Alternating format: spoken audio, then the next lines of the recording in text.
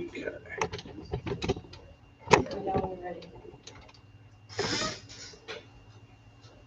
I am ready. But if I get her answers, I don't know why. I don't have full. I now call to order the June 22nd, 2020 Planning and Zoning Board meeting. We now have a quorum. And I would like to welcome our new member, Brent Tedder. He is our ETJ alternate, filling the unexpired term of Grace Beasley. Good to have you.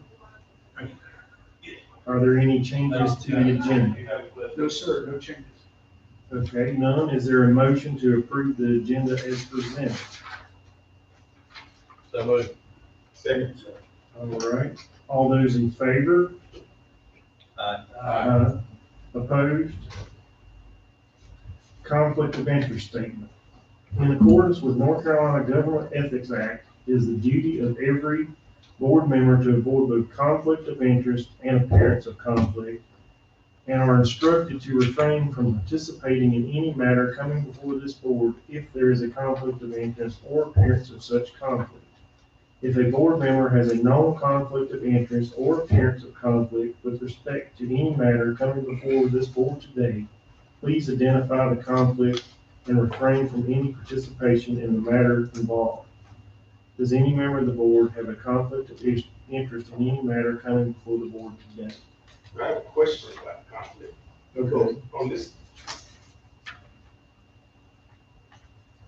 sheet here, I know a lot of these names on there.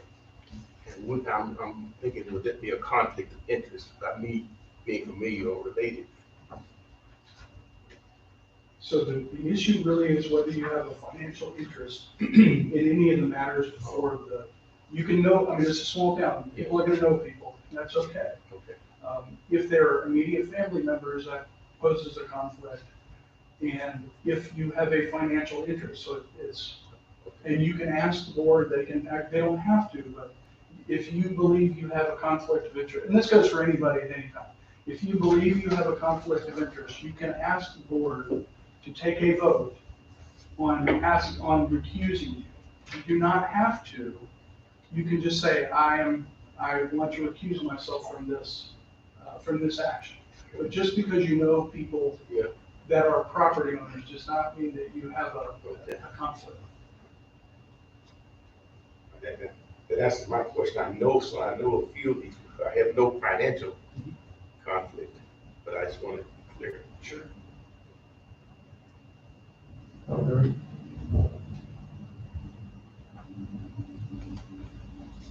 Is there a motion to approve the regular minutes of February 24th, 2020? I'll motion, move the motion. Okay, is there a second? Second. All those in favor? Aye. Opposed? Any changes or? Okay. New business. Item 6A on our agenda is RZ 20-03 Wilson's property requesting for rezoning from highway business to central business. The Troutman Town Council, with concurrence of the property owner, Leonard Wilson, has initiated an administrative rezoning requesting for the subject 2.91 acre parcel PIN number 4731769-610, located on the southwest corner of the intersection of Talley and Litton Streets. The request is for rezoning from heavy industrial to central business zoning district. I now turn it over to George. Okay, I'll try to keep this one brief. I think you might remember this parcel because it was subject of a rezoning request that was actually withdrawn at the, right before the January meeting, I believe it was. This was a parcel that is a legacy parcel zone, heavy industrial. I think it was the original Troutman Chair Company location. And so it's got a legacy of its own. The applicants at the time were going to do a senior affordable housing project, so an apartment project. That project, and this is sort of as an aside, that project didn't get funding from the state. It was, they were asking for tax credit assistance for that project. So they went away for this year, although they would like to come back next year and do the same thing. But as a result of that, the town council said, well, this shouldn't be a heavy industrially zoned property. It's not going to have heavy industrial on it by rights. And it does fit into the strategic master plan and the future land use map as being town center. So why don't we ask the property owner if he would be okay with having it rezoned to central business, which is the rough equivalent of town center. And Leonard Wilson told the developer, sure, that'd be fine, not a problem. Do I have to pay the fee for it? And we said, no, you don't, because the council can initiate rezoning requests and bring them to the planning board and bring them to council. So he said, fine. And in fact, I spoke with him on Thursday or Friday last week, and he's still fine. So it was brought to your attention, this request was brought to your attention in February, and of course we didn't have a quorum. So it's the same request, nothing has changed, and the council is actually the applicant, if you will. And with that, that's all I've got on it. If you have any questions, I'll be happy to answer. I now open the meeting up for public comment for rezoning request RZ 2003. And I know there's no one here to speak, but do you have any letters or anything? So let me fill the rest of the board in on that. The way that the public comment is handled or is being handled for our meetings, until we get back into the building or until we get back in when the public can actually come in, is that we've allowed for the public to provide a written comment or a voicemail file that I can play for you. So either they would provide a written comment and I would read it verbatim, whatever it happened to be, or I would play you the voice file if someone made a verbal request, because I have that ability to do that. And we have not received any public comment on this case. Thank you. I now close the public comment time. Are there any comments from the board? You did mention they may come back and put the home there. Well, so they've said, they've expressed their willingness to do so, but just like with any other project, and like they had this past spring, if they don't receive state funding for it, they probably can't make it work. But that brings up an interesting point. Remember, this is a straightforward rezoning request. So it's not just for that potential land use. It would be for any land use that's within the central business district. You've got that in front of you. I'm sure you're all familiar with all the land uses, so we don't need to read them. But someone else, well, the property owner could entertain an application or a proposal from someone else for something else in the interim or whenever they chose to. The property owner, and I don't want to speak on his behalf, but the property owner did not seem to suggest that he had any proposals whatsoever at this time. Okay, the following options for rezoning requests. Rezone as requested to central business, rezone on a portion of the property to the requested district specifies applicable, rezone to a combination of districts specifies applicable, rezone to a less intensive district, deny the request, and leave current zoning in place. Continue the request to a specific meeting, date, time, place in order to facilitate additional dialogue or the provision of specified information specified as applicable in the motion, or table the request maximum of 30 days. Is there a motion for recommendation regarding rezoning request RZ 20-03? Make the motion that we rezone this request to central business. Okay. Is there a second? Second. All those in favor? I would say either, and Randy, you'd asked this earlier, you might want to, because you don't want people shouting out anything. You might either ask people to raise their hands or just kind of speak into the mic as much as you can. Okay, and also, is there any discussion? I'll look that out before we can vote. It's been a few months since we got a meeting. Yeah. It's okay if we're rusty, okay? Okay, well, let's just raise our hands. All those in favor? All those opposed? Hopefully, any opposed? Okay.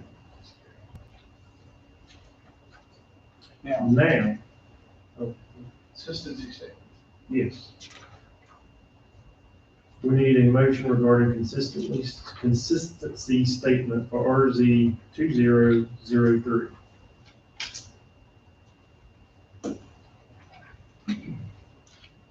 Where is the consistency statement? That would be, pages aren't numbered, so I think that's something I'll probably start doing now that you pointed it out. The 3A? And, you know, one of the things, again, this different situation, prior to that, you'd be able to see this on your monitors, but since you don't have that luxury, you probably will be numbering the pages so it's easier to follow along for those of you who are down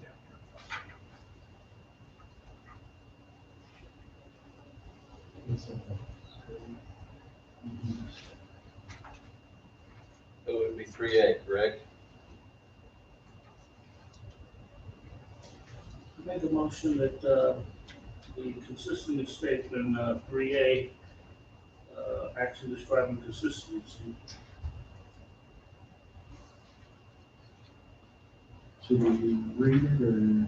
Shall we go? If you'd like to read, yeah, it'd be better if you did read the whole thing. Motion regarding consistency, 3A. Action describing consistency example. Rezoning to central business is consistent with the 2035 future land use map, as it would allow for town center orientated development in appropriate designated areas. Is compatible with the resident and office institutional zoning surrounding the subject parcel and is reasonable in the public interest. Is there a second? All those in favor, show of hands. All those opposed? Okay, item 6B, our agenda. I see you need to bring in the Bring in the applicant.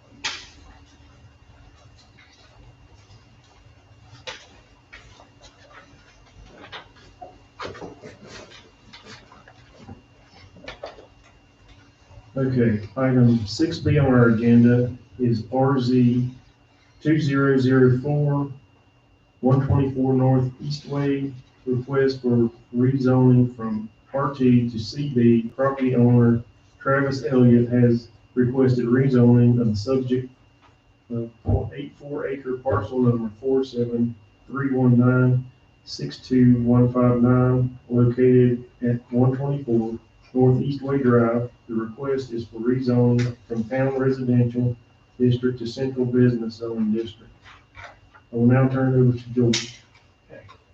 This case is roughly equivalent of the last case you heard. It's a fairly standard, straightforward rezoning request from town residential to central business.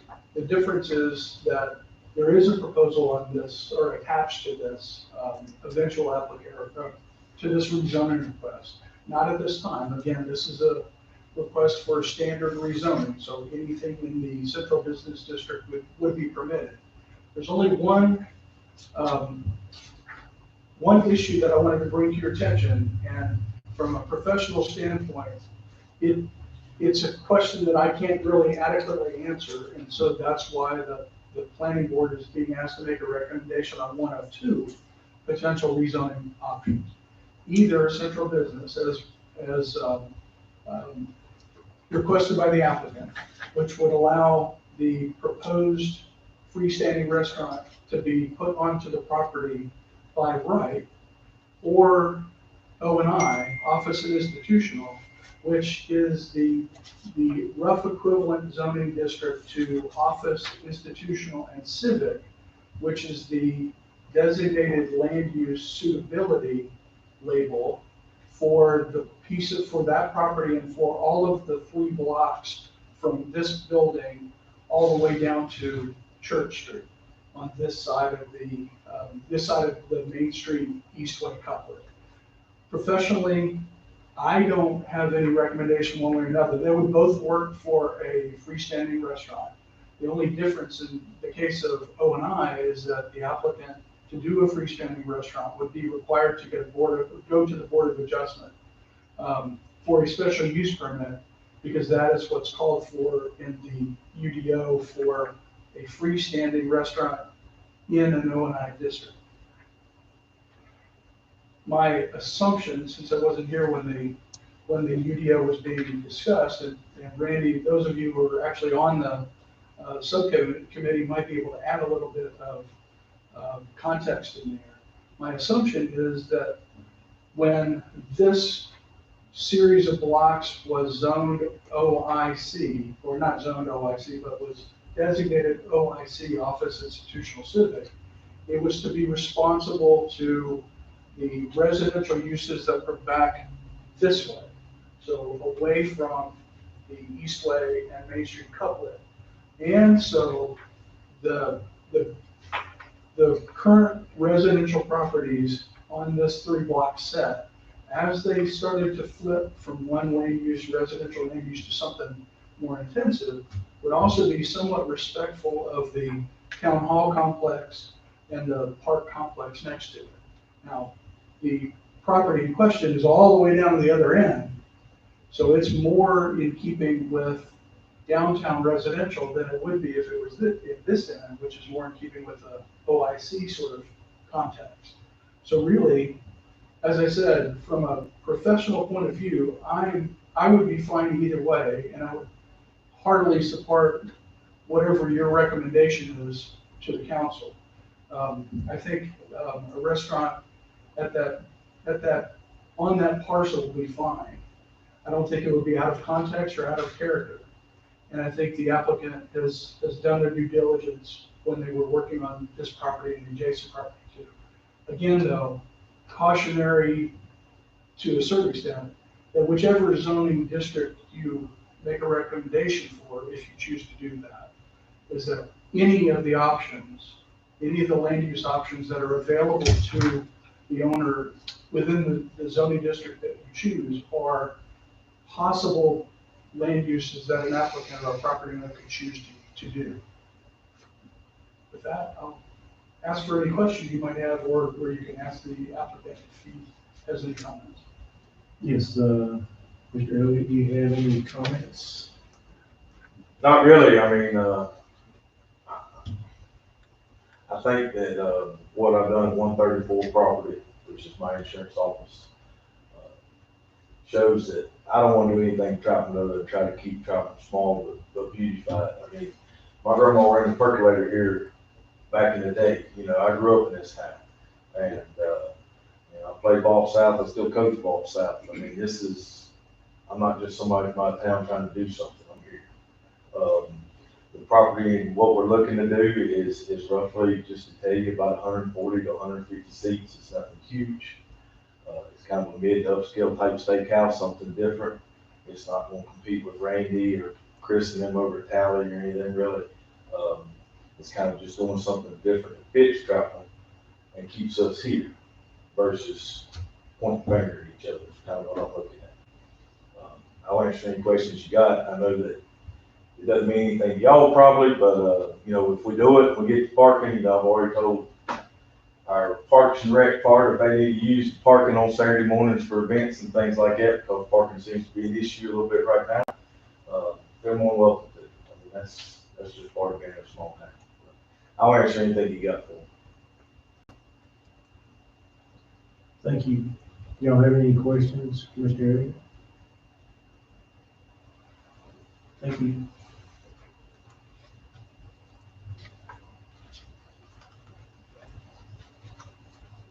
I now open the Meeting up for public comment for rezoning request RZ 20-04. We have not received any written or voicemail comments. Okay, thank you. I now close the public comment time. Are there any comments from the board? I just have a question. I mean, I don't think you're making a recommendation one way or the other, but if we went office and institutional, is there a functional difference once he takes the extra step, or it only requires the extra step? No, it just requires the extra step. Other than that, site plan approval and design review board approval are still required no matter which way. Really, it's just a range of options in the two different zoning districts that could be allowed for a property owner. So irrespective of the intended use, any property owner who wanted to request a rezoning could use any of those potential options. So if you're comfortable with the options that are allowed in central business, great. If you're comfortable with the range of options that are allowed in O&I, also great. But for Mr. Elliott's proposed use of the property, it's simply that one extra step. Everything else would be required for either one. And I would only add that looking long-term, well, you should look long-term. That's really the issue, is that thinking about the long-term prospects, personally, I don't necessarily see this entire 3 blocks being office institutional. Some of it might, some of it will flip to other uses. So the question of whether or not a restaurant use is appropriate on that end of the 3 block set. As I've said before, I think a restaurant use is perfectly fine in that 3 block set.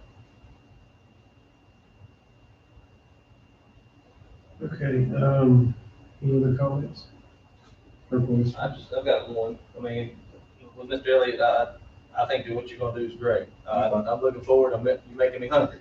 I would like to do that. I think, like, looking long-term, going the extra step of doing an O&I would allow us to set the precedent of that whole 3 block corridor, so that we have a better selection of what's gonna be in our town to make it the town travel. Like you said, doing it that way. I don't want to put the extra burden on you, but I think since you're here first, I would think that switching it over and having that extra step with a little bit more constriction would allow us to keep traveling. You know what I mean? In a way, sir, I also know that, and George, correct me if I'm wrong, if I request that, Mhm. and there's any change, and let's say that if you know anything about building, there's gonna be a little bit of change, Right. then I have to come back and do it again. And at any point, if that changes, and then, correct me if I'm wrong, this is my understanding, and then I'm told no, Then you're SOL. yes, sir. I respect that. So if I could, I'd like to jump in. So with a special use permit, it's not quite as rigid as what you and I were originally talking about, which was the conditional zoning. Right. That's pretty rigid, up to within reason. Special use permit is less so, and it's really more about the use. So we would still have, no matter what it was zoned, either CB or O&I, the site plan approval still has to be, has to follow the restrictions and regulations and guidelines of the UDO. But what you've proposed to me so far looks like it'll be fine. I mean, I don't want to put no, that. you fine. I mean, I ain't flying in here blind. I've already done about every, I mean, it's done other than being told I can't. And I respect that. I was just trying to make sure that I guess I'm speaking just for me. Well, I want to keep traveling too. And that's one of the things that I would like. I mean, what you've done so far is I like it. I really do. I just thought that, looking long-term and making this, setting the precedent would allow us to have that opportunity to look at it instead of just being it by right. and doing it that way. And I understand that building something, you have some variances, but I think that tweaking a little bit, that was have some understanding of what you were doing and how you were doing it. And, I'll leave it at that. Yes, sir. If I can, you know, it's not just this 3 block, it's the rest of the future use plan, right? And if you set a precedent of putting in different zoning than what is intended there, you may be doing it on the other side of town as well. I think you're headed in a really good direction there. Like I said, but I don't want to make a stumbling block for him, because I know that, you know, I respect roads and I respect business. And Yeah, I don't think anybody wants, I think everybody wants that to go forward. I mean, to agree with you on one mistake. At any rate, I don't think a small variance would end in a no if you had to go to get approval for that. I mean, Well, it this depends. is terminology. So variance or The variance. same variance. Yeah, this is not a variance, so let's make sure we're all on the same page. So a variation from what the future land use map says, that's probably what you're talking about. But you're also, and correct me if I'm wrong, but also what we're talking about is the special use permit requirements in the UDO. So that's not a variance. It's not a variance. It's similar, it goes to the same board, but it's not the same thing. It does not have the same threshold of findings of fact that it is. Well, I don't want to belabor the point. It doesn't have the same threshold. It's mostly about the Board of Zoning, Board of Adjustment, making sure that the use meets the standards of the zoning ordinance or the UDO, so that whatever it is they're doing can be kind of shoehorned in. If you want to look at it this way, freestanding restaurants are probably, well, they're not considered an institutional use. They're not a civic use, and they're not an office use. So ordinarily, you would think that restaurants, food service would be fine in an office kind of complex or whatever. You have to kind of put your generalist hat on. Say, if I had an office building or an office complex, would I want to have food service in it? Yeah, you would. So the original intent probably of the OIC and the special use permit to allow restaurants in an OIC rated area was to make sure that in an office area, you could end up with having restaurants. So that they didn't want to do what you would be able to do in central business or any of the other commercial districts that allow restaurants just by right. They didn't want to say that. They wanted to say, okay, let's make sure that the site fits. Let's make sure that the restaurant size fits. Let's make sure that the use is appropriate. And I think that's where the sort of general but additional guidance comes from. Does that kind of answer your Well, question? my concern is this, if we make this change per request, what is that, that makes restaurants available now in what was by the land use plan, office industrial, is that correct? Well, each request would have to stand on its own. So it doesn't change the zoning district to But allow. now we've done it for this property on the far end, if somebody next door or 2 doors down comes along and makes that request, Can we set the precedent? You're That's what I'm set- saying. yes. You are setting a precedent to a certain extent by recommending that, you would be. However, precedent is not set in stone. So so if a planning board and then again, if the town council wanted to take it further and approve it, yes, they're establishing a precedent, but it's not something that they're required to follow. It's not like a court case where you've got precedent you have to follow or are supposed to follow. I mean, if we can pick George and we can walk and look through signs through downtown Troutman and figure that. You're gonna get, and it doesn't matter to me, ladies and gentlemen, we're gonna make it work, okay? I'll go ahead, that's not me trying to be arrogant, it's just the fact that I'm in Troutman, I ain't going nowhere. Anyway. But you're gonna end up being CB somewhere. Okay, and your property right beside it that has your insurance business is O&I. So it's right beside it. It kind of makes sense in my perspective too, to have an O and I. And you can still do what you're proposing to do. I know it's one step more, but Y'all do what y'all need to do. I guess I just have a question, if I may, when he said if something, Mr. Elliott, when you said if something Yes. changes, Yes, sir. I didn't quite understand. My understanding, sir, was, George, you jump in, I'm not trying to over speak, is that if I went for this special permit, okay, and it's based off the exact predominantly layout that I've already provided, really. And let's say that we have to move the building back 2 feet, I'm just using an example. Then I would have to come back and request another special permit, and then so forth and so on.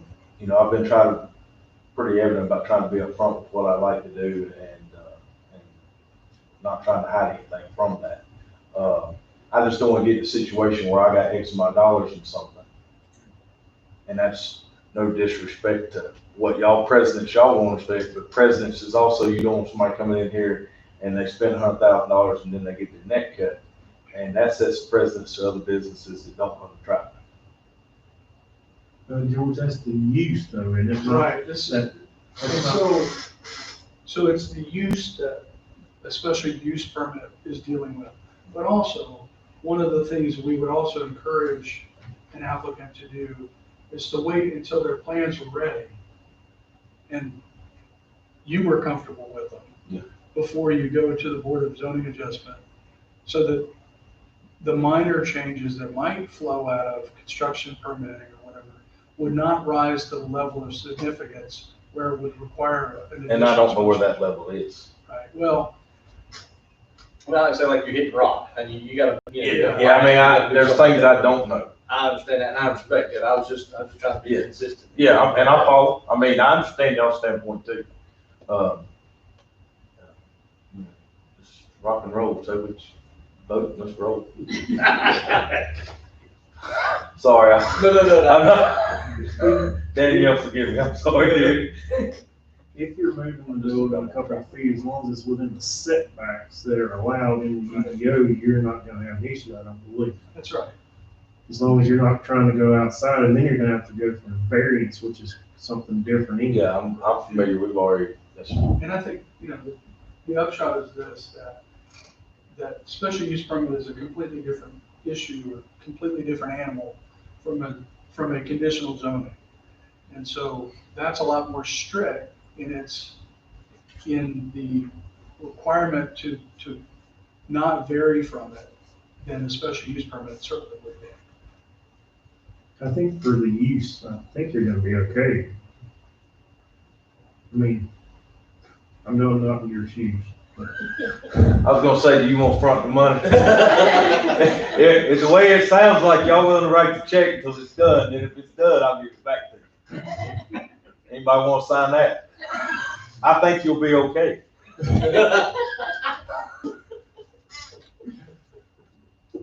Sorry, when growing up, my granddaddy, we did 70 some of these back in the 90s, so I mean, I'm not trying to waste y'all's time. I don't want to belabor it, I do thank you, sir. all right, thank you so much. Any other comments or questions? Okay, we had the following options for rezoning request. Rezone as requested to central business, rezone only a portion of the property to the requested district, specify as applicable, rezone to a combination of districts, specify as applicable, rezone to a less intensive district, which would be what we were talking about, O and I. Deny the request, leave the current zoning in place, continue the request to a specific meeting, date, time, place in order to facilitate additional dialogue on the provision or specified information, specify as applicable in the motion or table the request to maximum of 30 days. And I know we've been talking a lot about a restaurant, but this rezoning is a straight rezoning. It's about anything that could be put under that use for the O and I or central business. So we can't really consider the exact thing you're wanting to do. Okay, is there a motion for recommendation regarding rezoning request RZ 20-04?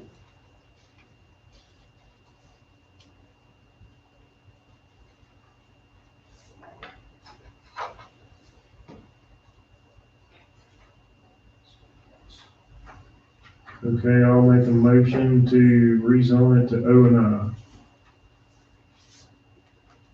Is I'll there, second. okay. Is there any discussion? All those in favor, raise your hand. Opposed? Okay. Now we need a motion regarding consistency statement of RZ 20-04. So I guess since I made the motion, It's on you. okay. Rezoning to office and institutional O&I is consistent with the 2035 future land use map and is appropriate as it would allow for commercial development in appropriately designated areas, is compatible with the adjacent residential, commercial, and office institutional zoning surrounding the subject property, and is reasonable in the public interest. Is there a second? I second. Okay, all those in favor? Opposed? Okay. I guess.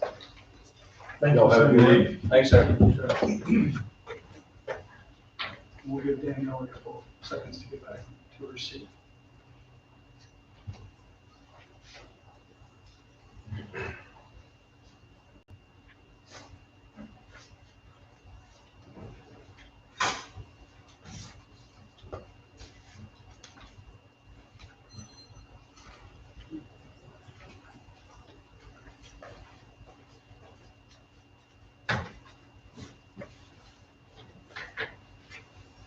Okay, item 6C on our agenda is TA 2003, text amendment to the Unified Development Ordinance related to electronic message board panels, addition of standards in sections 6.2.3, 6.2.4, and 6.5. I now turn it over to George. Okay, so this is certainly the most complicated or complex item on the agenda this evening. And to that end, I'm going to read a few things, sort of, to make it a little bit more succinct than I would ordinarily do as I skip around. But one of the things that we do need to do is to read through each of the proposed code sections, so you'll have them in front of you. And I'm going to suggest that at the end of what I'm kind of going to read, but then you can ask questions or make comments or what have you. And then when we get into the sections, I'll go through them line by line. Won't take that long, but we can have conversation about each of the individual sections and I can explain the thinking behind it. So this item is brought in order to request a recommendation from the town council on whether to reintroduce electronic message board sign panels back into the town's UDO. Prior to the adoption of the current UDO in 2019, EMB panels were permitted only in the era between 2014 and 2018. Prior to that, EMBs were prohibited between 1994 and 2014, with the exception of government signs, and I'll come back to that. You can see that actually in the staff report because the town has one. And time and temperature only signs. So the town sign was actually installed in 2004 using the exception that the town granted to itself to allow for government only signs that are not just simple time and temperature signs. Most of us are old enough to remember the bank signs that just had time and temperature, so that sort of thing. Brent, you and Danielle are the only two people that are not old enough to remember those. So currently, there are approximately 5 EMB panel signs within the zoning jurisdiction. All but one were either conforming to the current, or are either conforming to the current UDO or legally non-conforming. So Fallstown Baptist Church is the only one of the 5 that we have that are in or near the town's core. That was not conforming to the current zoning ordinance in terms of signs. It was actually the reason why EMB type signs were put into the UDO back in 2014 in the first place. And they held off until the UDO could be changed, amended to allow the sign type. And then the only thing that they had to get was a variance from the Board of Adjustment for height. That will come back. We'll talk about that briefly at the end of this, because it relates to the reason why this recommendation is being brought before you now. So keep that one in mind. Also notable, in all cases, the EMB panel size relative to overall sign structure size is between 20 and 34% of the overall sign. Now, to add a little bit of context to that, if you just think about, well, you can look at any of the pictures on that I've put into my report. All of those signs are embedded signage panels in a surrounding or mostly surrounding sign structure. That is the way that these sign structures are, that is the way that most of these sign panels are being done in smaller communities. I've asked other jurisdictions and they've said the same thing. It's when we get to the bigger communities, Charlotte, even Statesville along the interstate, when the EMB panel itself makes up the entire sign. So it becomes the sign in and of itself. And so I wanted to draw that distinction so that you all had the opportunity to think about that in Troutman and the jurisdictions surrounding us with some highway-oriented exceptions in big cities, the panels that are electrified and illuminated are by and large embedded into a larger sign structure. If you look, for example, at Troutman Elementary School and even South Lauderdale High School, as different as they are in terms of size, they still follow that same rule of thumb, and they're all between 20% and 34% of the overall sign structure. So there are 3 sections of the UDO that would require amendment to allow EMB panels as part of the principal or ground-mounted sign type. So you can see the slides. Let's go to this slide here. Okay. And so you can take a look at the summary of proposed amendments to see the section. So we would first have to amend section 6.2.3 to allow the signed electronic message board sign panels to be used as a subset part of the principal ground mounted sign. Remember, the UDO currently no longer allows pole signs. So a freestanding pole mounted sign is no longer allowed. We have put those freestanding signs on the ground so that by and large they become monument signs, ground mounted or close to ground mounted monument signs. And then there's standards that I'm recommending that the planning board recommend for approval to the council. So that's item number 1. The second one, section 2, is really only to add a note to section 6.2.4 about illumination of signs. So section 6.2.4 is a table in the UDO that talks about the districts and what type of illumination you can have. And in order not to confuse things and really to do what the old UDO did, I recommended putting note at the bottom of it so that any electronic message board panel would have to refer to the section that we just talked about. And then the final thing is to add a clause to section 6.5.d, which is the list of prohibited sign types, to say that, like they have been up to this point, in all of our zoning ordinances and UDOs, that most lit signs are prohibited. Most signs that flash and flicker, blink, and all those sorts of things, they've been prohibited since day one, probably. And so, just like what happened, or just like what was the case between 2014 and 2018, where EMD panel type signs were allowed, I'm essentially saying the same thing.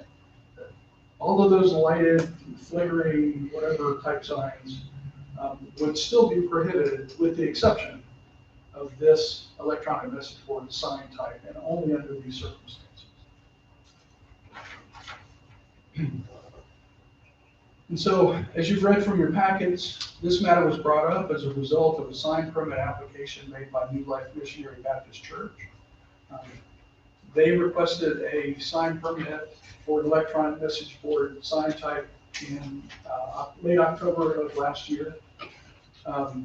Because the sign type, the sign face type, electronic message boards, is no longer allowed currently in the new UDO, the Board of Adjustment denied that request for an appeal.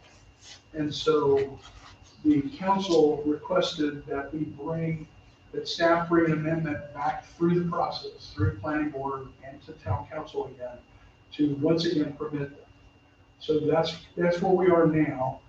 And so with that, as I mentioned earlier, if you have any questions or comments or what have you up front about process and about other signs, all those sorts of things, we can talk about that at this point, and then we can get into the meat of it, which are the proposed sections for amendment. Oh, one other thing. Well, no, we'll get to that when we talk about public comments. Sorry.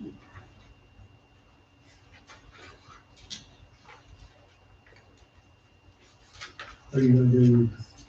Well, as I said, if you have any questions or comments about things other than the proposed text, then we can jump into it at this point. Otherwise, I'll go right into the text. Okay, go ahead. Okay, so as I've got on here, in item 1, so amending section 6.2.3, additional requirements for certain permitted signs.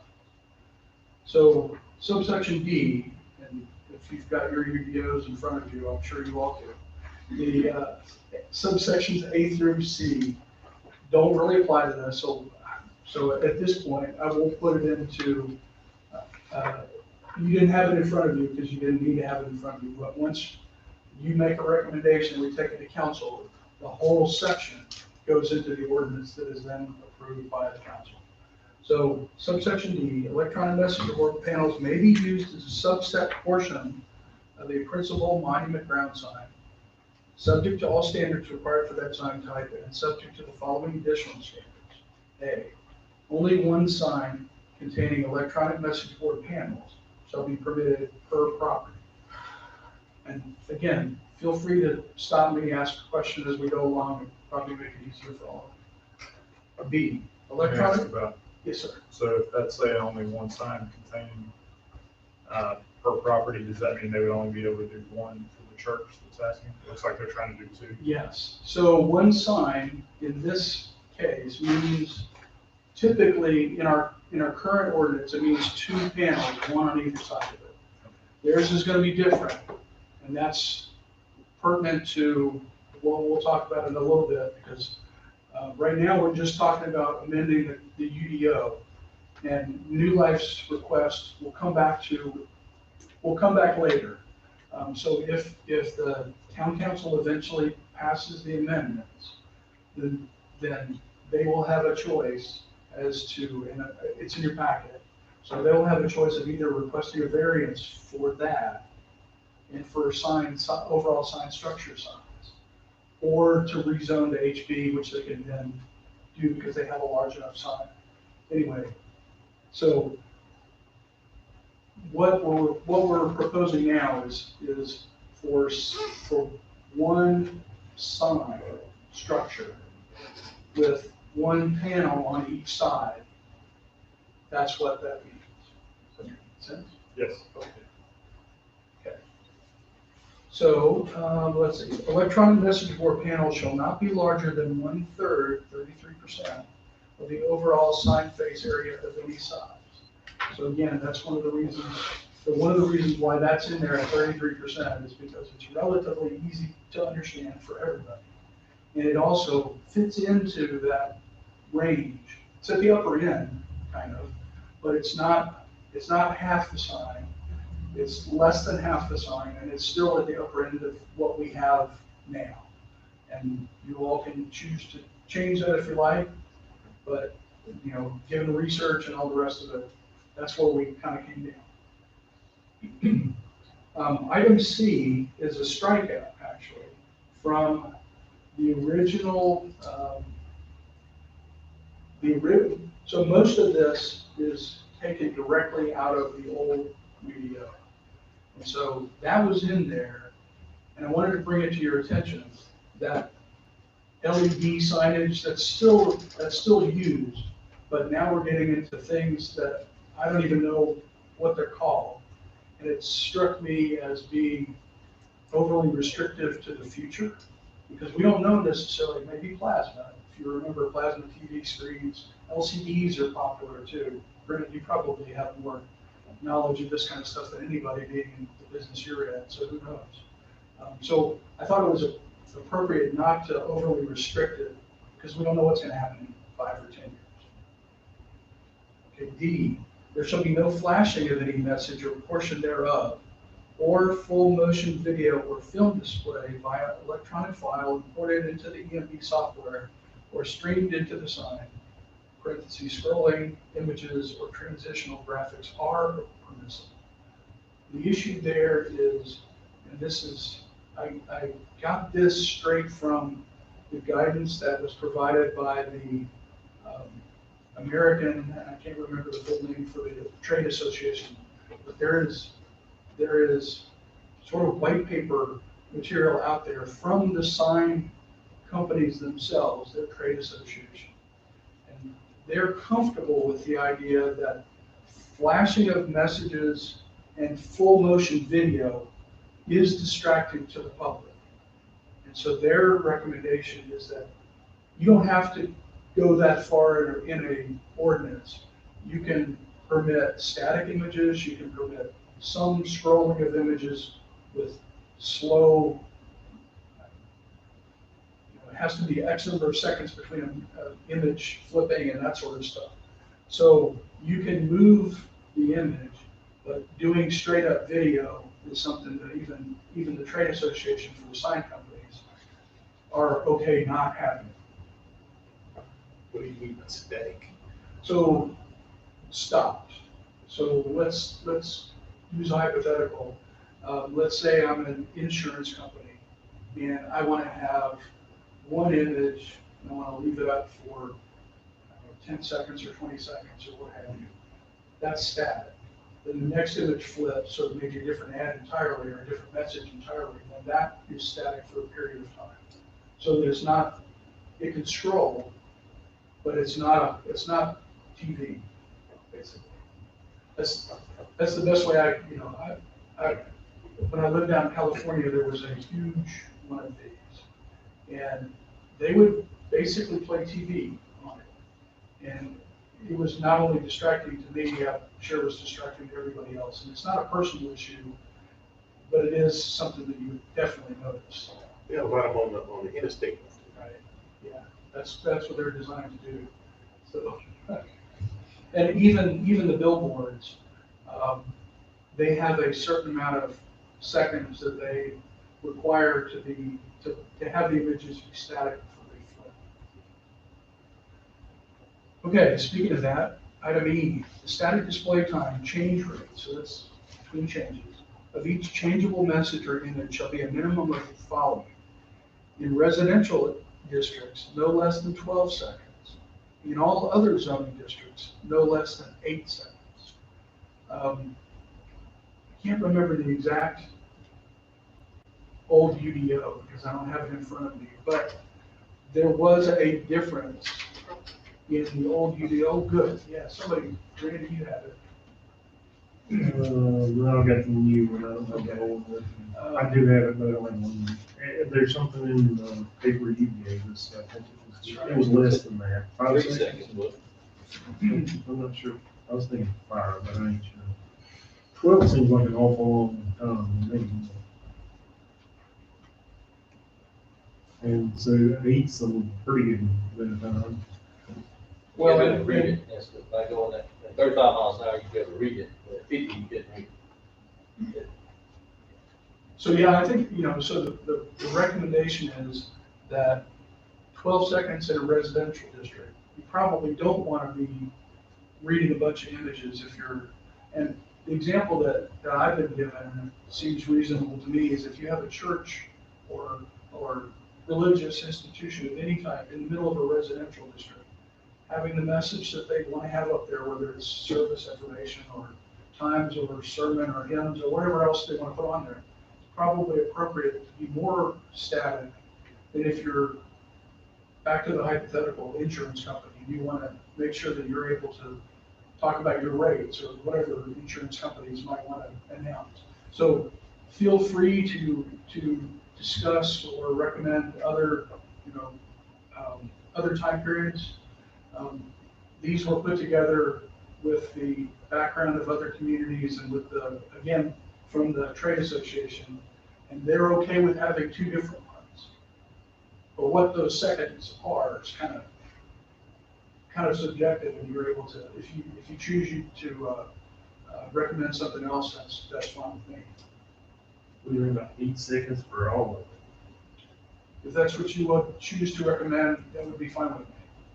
I don't know what everybody else thinks. And Mark, you might be more with highway background. I know for interstate it's a lot less, like 4 seconds. But you got to read, typically you read 3 messages, road, work ahead, be prepared to stop, caution, caution. And they're like 3 seconds. You're supposed to read the whole sign in 3 to 4 seconds.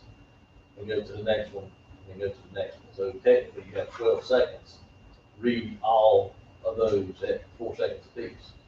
But you have 3 signs there while you're traveling at 55 miles an hour for a mile or so you can be able to read it all. If it's a static, 12 seconds, I mean, you should be able to read it and then some, at 35 instead of 55. Yeah, I didn't think that was too long or.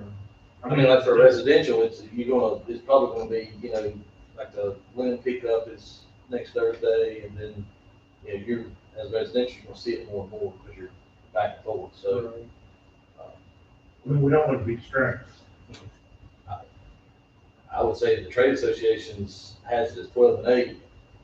Leave it at that. They're kind of all over the map too. Oh, So 12 is sort of the conservative end, and that's for residential. And 8 and down to 5 is the sort of highway oriented that you were describing. So again, it's essentially what you all are comfortable with, recommending to the council. I can go either way. I would prefer that it was, that if you made a choice, you established it in residential districts versus all other districts, so we didn't get into having to count up each second for highway business and, whatever else. So it would be easier to administer if it's residential and everything else, or just one across the board. And if it changes, it's gonna affect the ones that already have. No, they're all grandfathered. They can say what they are. Do we know what the times are on the I ones don't, that already actually, have? that's something I didn't look at. You don't know what ours is, do you? Don't give me any. I don't. Yeah, that was one thing I never really thought of, measuring was the amount of static time, change rate that they have. So like I said, I can go either way. If you want to leave it like this, that's fine. Or change it, that's also fine. And I'll bring it up to the council. And this is what I had originally, this is what the planning board recommended.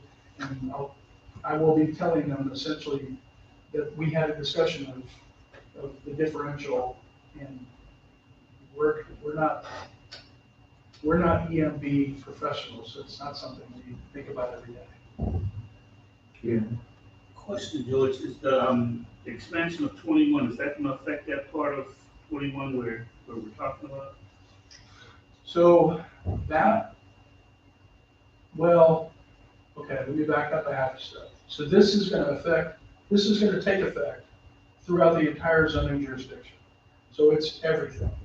The issue related to New Life Missionary Baptist, that specific issue would be in a future second phase of the 21 widening project that has not been presented to us by NCDOT. So I don't have any time frame whatsoever about when a future NCDOT project for the south end of 21 might happen. There's, as all of us know, because we've been hearing about it in the news media, almost everything in NCDOT is on hold for the moment, so it's pushing everything back a period of years. So this one's not even on, it's not even much on their radar yet.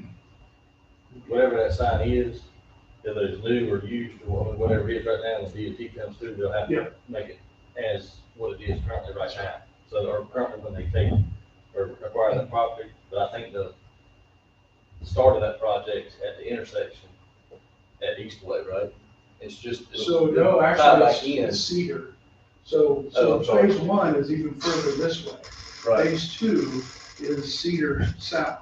The only other thing about that particular sign is that that sign structure was built in order to hide the pump station that's behind it. So I bet you that in any future widening project, NCDOT would say, okay, you just keep that. We'll go on the other side. We'll widen on the other side if we need to widen. So my guess is that that's not going into place. Which is why one of the reasons why we're trying to accommodate a solution to that issue. Okay. I mean, do we want one What's your number or do we, I mean, I don't know. I would have to see it, to look at it. I mean, what he's got right now, he's being conservative. My opinion, I'd leave it like it is, and, we can always tweak it later. Or town council, tell them that we're, is he gonna say, I would say, I'd rate it, it's up to George. And then decide. Well, as Mark just said, I'm being conservative, and there's good rationale for being conservative, and if the town council wants to be less conservative, they certainly have that option, and then if What about if you were to say from 8 seconds to 12 seconds based on approval, and you give them a range? that would put probably too much authority in the hands of the zoning administrator. I would rather have this be easier to deal with. Okay, I mean, I appreciate I appreciate the trust. I'm not sure we want it. Just from the standpoint that there's too much subjectivity and something like that, and I would rather have less subjectivity than more. So if it were to come down to a question of, we think it would be easier for you all as staff to administer it, than just having one number is perfectly fine with me too, because it makes it easier to administer. Nobody has to figure out where it is and use a stopwatch. or you go with 10? Yeah, either way. Or as I said, town council can always change what you all recommend in the first place. And then if there's a hue and cry from people who want to have more strolling, then it might come back here and they might ask for a change of the UDO. Just a thought, so when you were doing research for this, the times were all over the place. And it sounds to me like they're linked to the speed the car should be traveling in front of that sign, right? Yeah, I should thought be. residential versus, So wouldn't that make more sense just to tie it to the speed limit on that particular area rather than residential versus other? That would make it relatively easier to do. We'd have to make sure we were keeping up with the speed limits and that sort of stuff. That's why I was asking about 21, is the possibilities, speed could change at one. That's a good question. I don't really know the answer to that.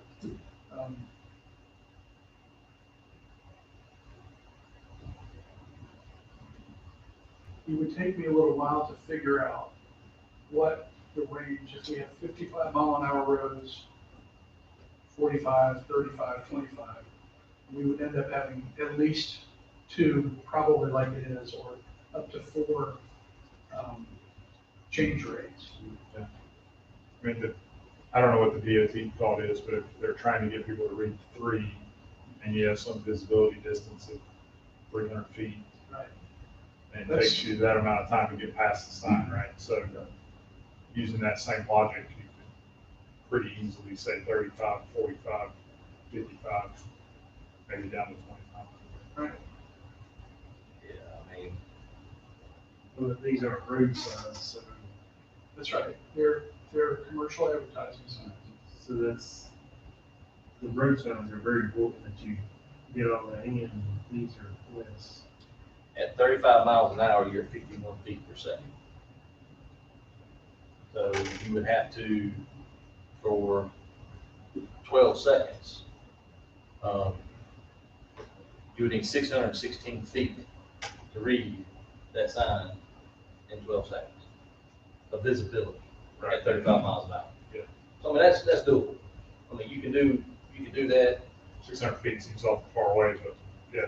I mean, for what you're looking at, that's a tenth of a mile. Plus miles. But, I mean, you could do, in a tenth of a mile, you could see the sign and it'd be there for 12 seconds at 35. And also remember too, that the sign installers and the people who are plugging in the messages, they're taking what they perceive as their readability into account as well.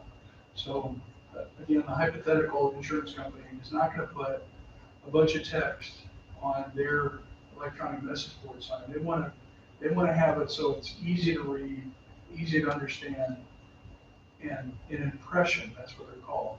And what the impression that you can get, they're not gonna put War and Peace on it. And you would say the same thing with some exceptions, for the hypothetical religious institution that happen to be located in a residential neighborhood.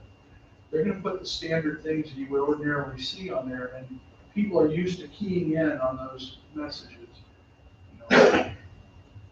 Time of services, sermon by, whatever the message is. And so they're not gonna usually be putting on more than what they perceive that their reader will read or can read. So, again, I think it can be all over the map, and I'm not sure that I'm not sure that we can get to such a precise thing Yeah, I that think would help that much. more worried about it not flashing at the person that's driving by, right? It's like, Right. So you'd rather have it slower, or a longer static length. So that's going down to the key issue, is the timing. Yeah, well, it's one of them for sure. Yeah. I would give whatever your research said. 12 and 8. It's got up to you guys too, so, I mean, which But- it was great. but unless someone wants to make a recommendation, maybe we should read it.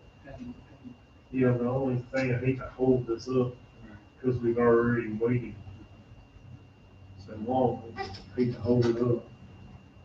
We could, Well, I think that's what Mark's saying, is leave it like it is and carry it forward.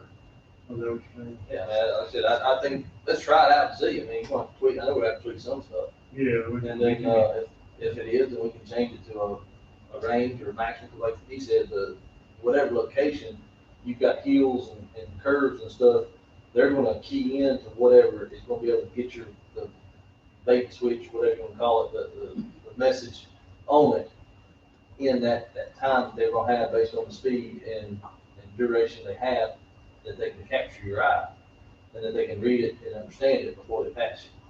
So, I think they're gonna have to do their due diligence in that, but I think we need to have a longer one so that, it's not flashing at you constantly. Yeah, we're being conservative with this. Yeah, I Should think, be safe.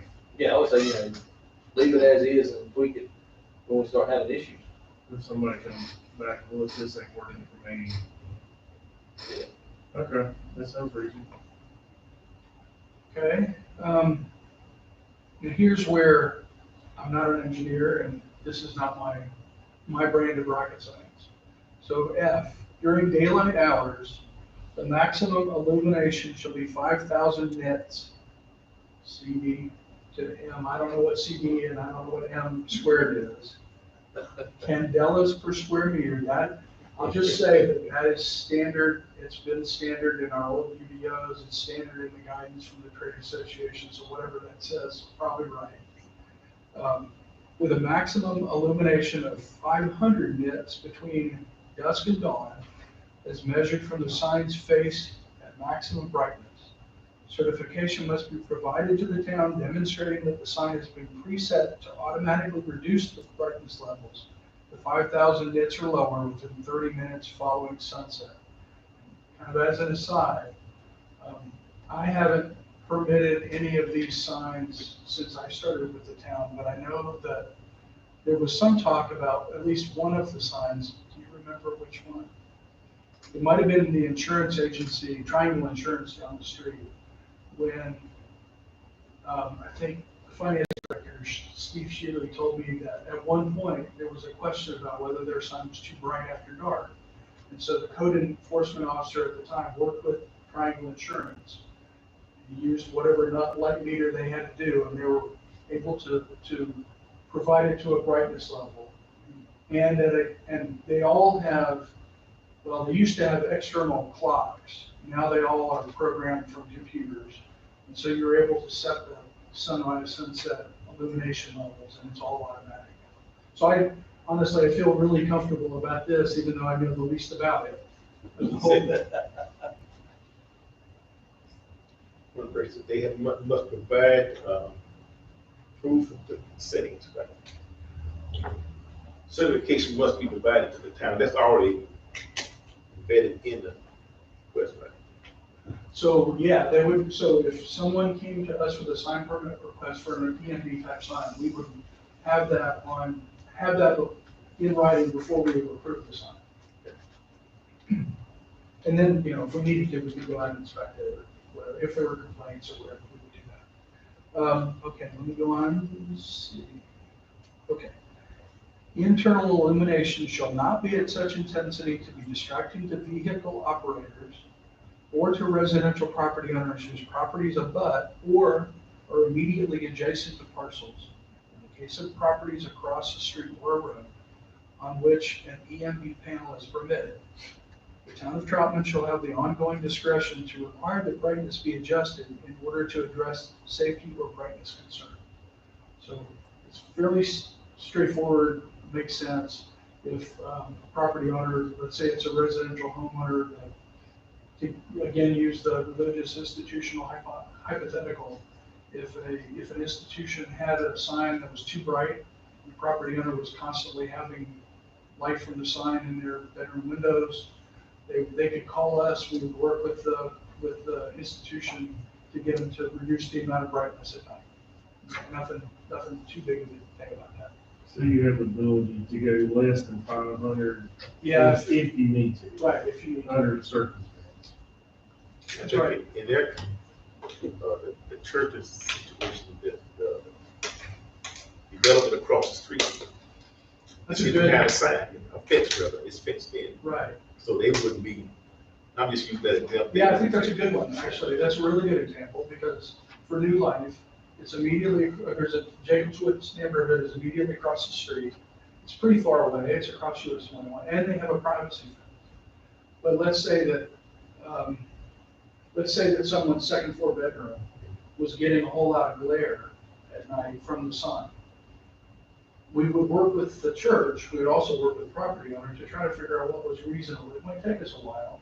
You know, if we said, okay, dial it back to whatever, they did it, and, you know, and we would be working with both property owners to make it work.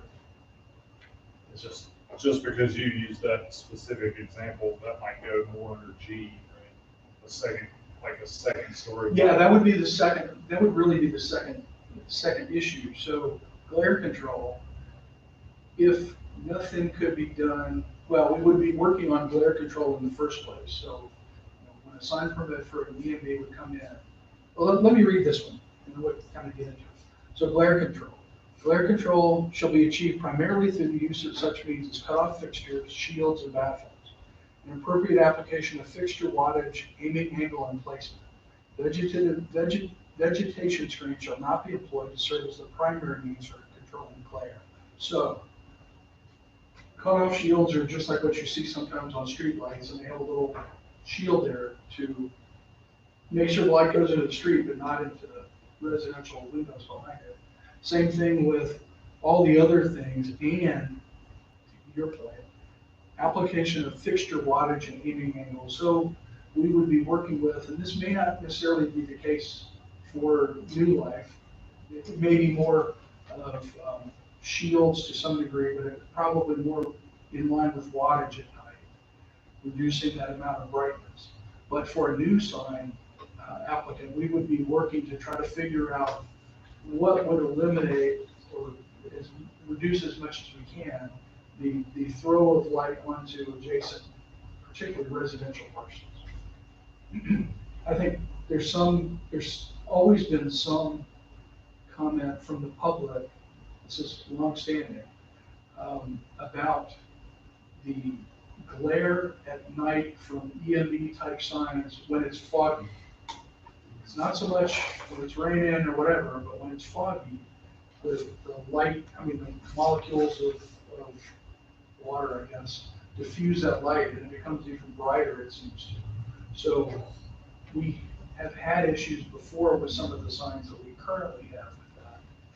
And thankfully, we don't have a whole ton of fog. But in a new version of this, we would be able to work with the business owner to figure out what those kind of settings could be if that becomes an issue. And then finally, non-conforming message board, electronic message board signage panels may continue to operate provided that the message change does not create any greater non-conformity. So Lori, that's really your question. Signs that are currently up can stay.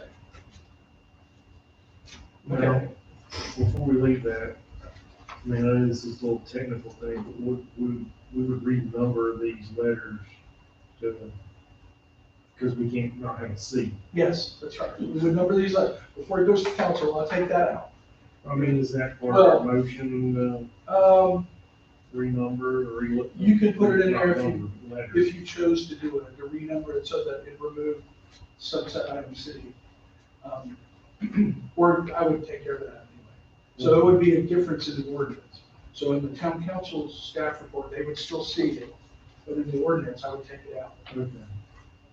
So that doesn't change the content. No. Okay, so moving on to item 2, let me change the slide here. As I mentioned before, we would have to amend section 6.2.4 of the table there. Wouldn't be amending the table itself, we would just be amending the section to put in a note, calling attention back to the section we just got to work our way through. And then finally, amending 6.5 of prohibited sign types. So, and I'll read this. So the current subsection D of 6.5 says animated signs or signs with lights or illumination which flash, move, rotate, scintillate, blink, flicker, vary in intensity or color, or use intermittent electrical pulsations except for time and temperature signs. The new part is new clause, or electronic message board panels as part of a principal/monument ground sign that meets the provisions of this chapter. So,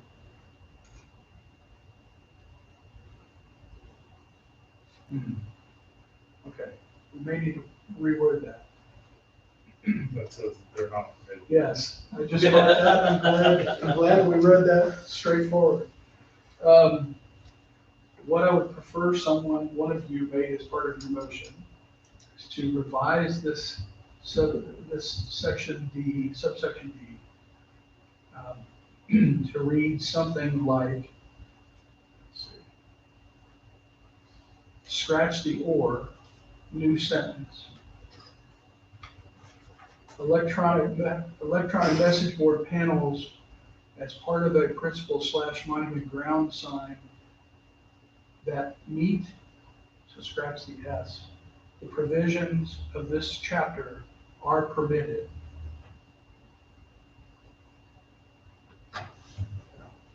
And if anybody wants to wordsmith that further, please be my guest. So,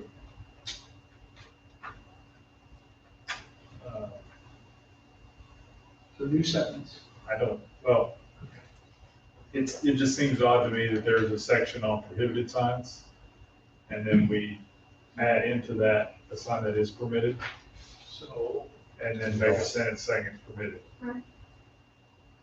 Just leave it off completely. Right. If you were looking for that, you wouldn't be able to find it. But you're looking at a amendment D, 1D, is all talking about the electronic message boards. And so what we just went through is explaining them, so I'm assuming that would be permitted, right? oh. Okay. No, I think I had it right to begin with. Now I'm looking back at it again. So if I'm rereading it, so prohibited signs, imagine a clause that starts with animated signs or signs blah, blah, blah, blah, blah, are prohibited except for time and temperature signs or electronic message board panels as part of the principal monument ground sign that meets the provisions of this chapter. So Okay. I think a semicolon after pulsations makes it work.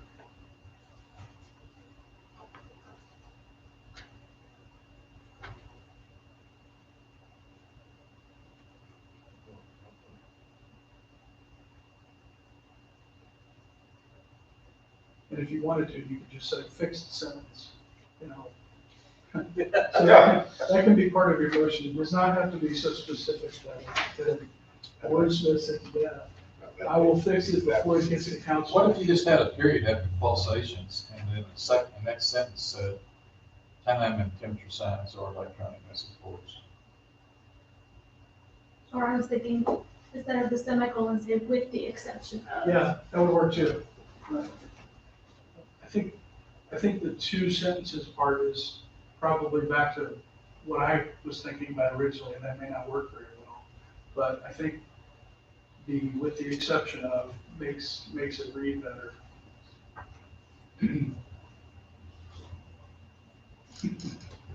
That's how it works, man.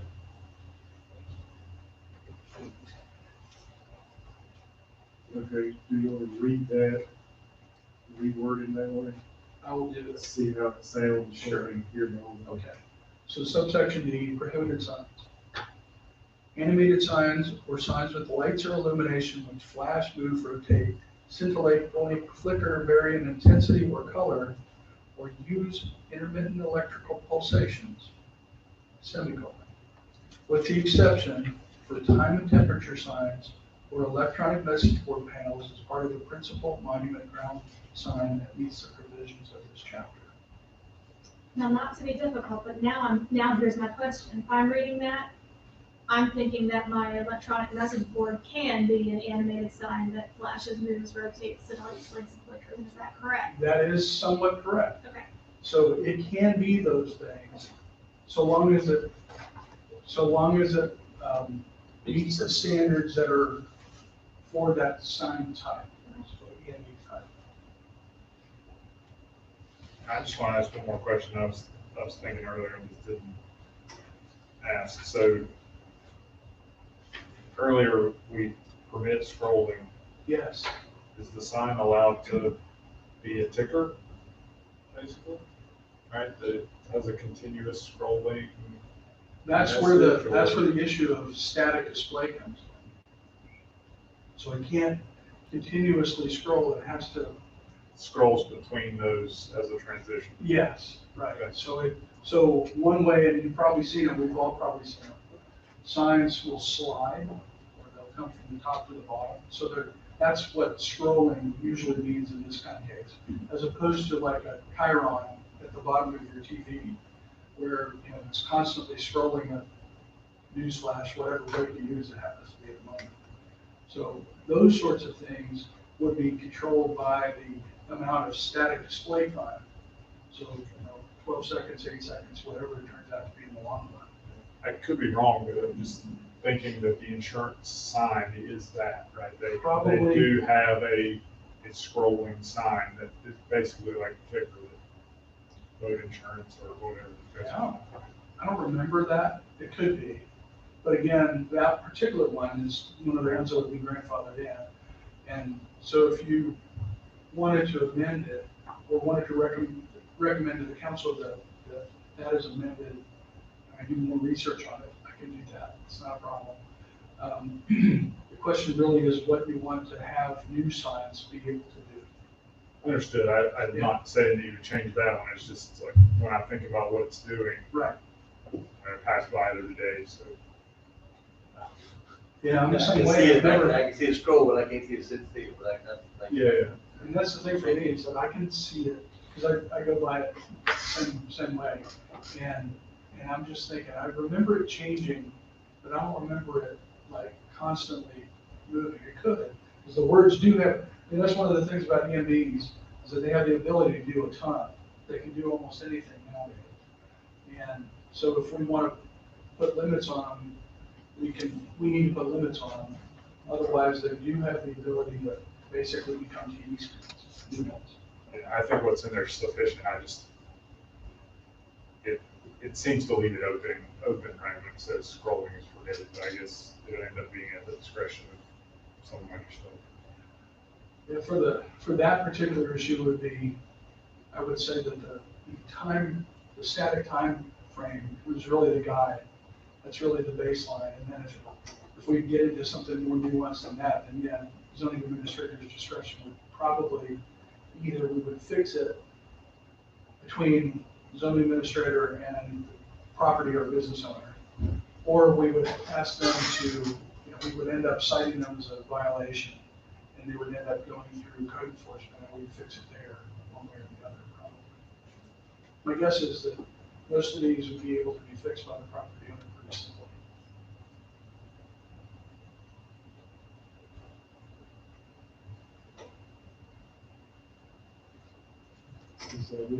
That's all I've got.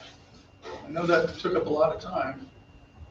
Again, back to the summary of proposed amendments, there are really only 3 that you don't have to read through all these again.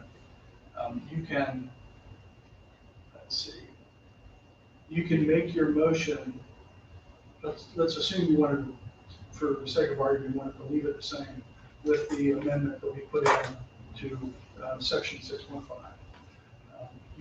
You can essentially say that you would like to recommend as presented with amended text, section 615, subsection D. And that would be a motion for, for approval, recommend for approval with amended text. Okay, we also have to open up the meeting, the meeting up for public comment on text amendment TA 2003. Do you have any? I don't have any written or voicemail public comments, but I did speak to Ms. Helen Harris this afternoon as a representative of New Life Missionary Baptist Church. She is in support of the recommended text amendments, knowing that if the council approves them, that the church will be required to go back in front of the Board of Adjustment for a variance related to the overall size and construction type or construction configuration of their existing sign or their existing sign structure. So Yeah, they have a unique situation, and it was kind of created by the town, so morning. I'd like to talk to you about that Okay. after class.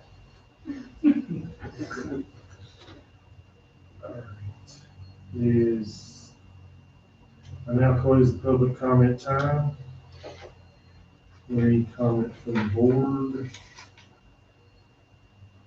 Okay, we have the following options for text amendment. Recommend as presented, recommend with amendment text, specifies applicable like what we have before us.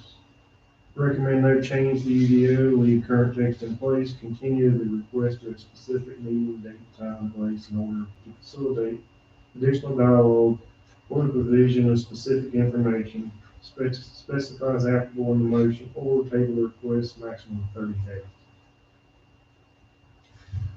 We need a motion regardless, let's see. No.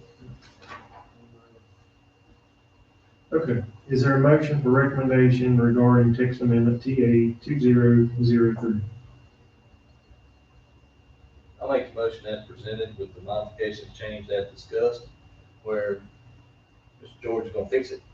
And that's, just to be specific, that is to recommend a change to section 6.5 prohibited signs subsection D, putting in a semicolon after pulsations, and then with the exception of, and then removing the word for.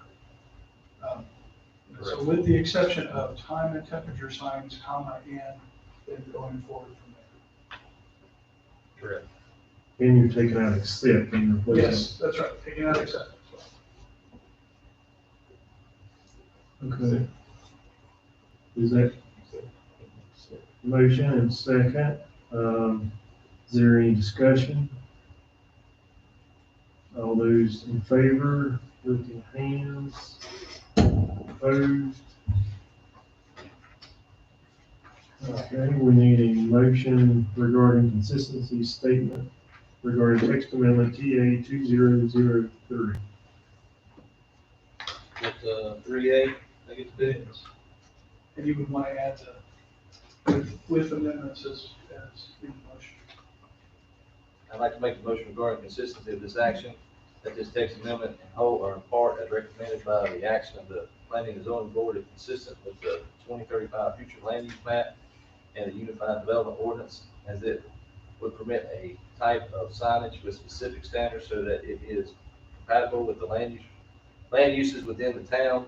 Further, the proposed text amendment elements are responsible and in the best interest of the public as presented.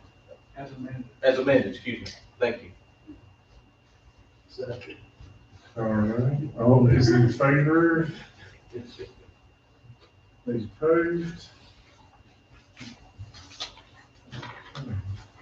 Other business, Let me go back here. and council planning zoning action update. So if you'll recall way back when, in our January meeting, or no, in the February meeting that wasn't, is it the January meeting? I'm trying to remember now. There was the Redwood Troutman rezoning that you all recommended approval for.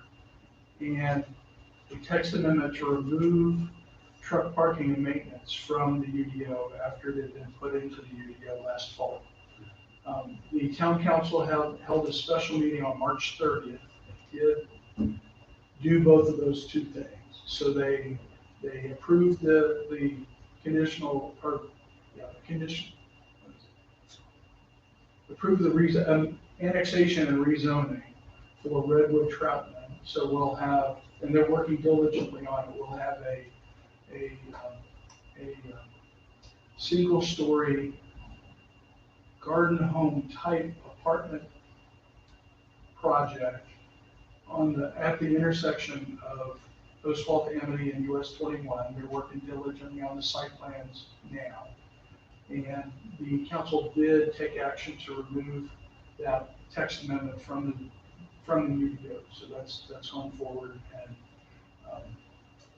since that point, we haven't had any cases that you all have taken forward. They didn't want to move forward with these until you were able to provide a recommendation.